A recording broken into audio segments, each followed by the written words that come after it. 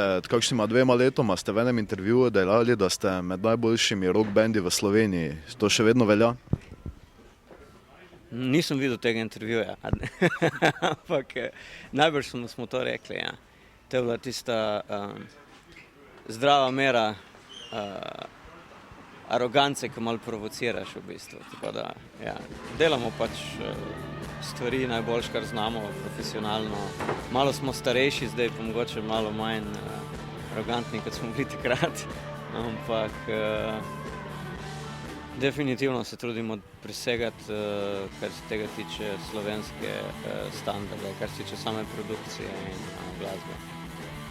Torej, kakšen pa je po vaši kriteriji, kaj mora rock band imeti, da je dober?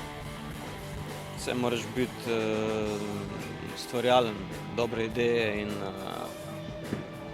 da si upaš delati nekaj novega, vedno nekaj novega. Pri nas je preveč tako konzervativno vse skupaj, da en band, ko slišiš prvo plato, si slišal že vse.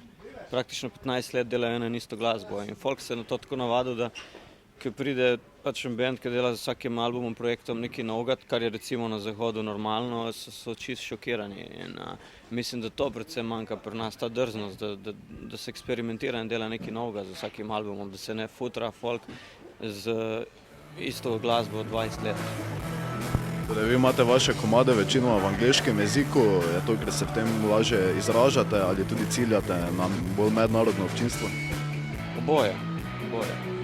Ker se najbrž, ko smo pač rasli s tako glasbo, smo nam tako bolj odgovarjati, drugo je pa tudi to, da je naš zadnji album tudi šel v svetu, torej ne samo v Sloveniji in je pač temu prilagojeno tudi v angleščini posnetne. Še za konec, kdo bo svetovni prvak? Jaz bi rad videl, da Nizozemci, ampak mislim pa, da bo finale, da se za finale potegujejo Argentina, Brazilija in Španija.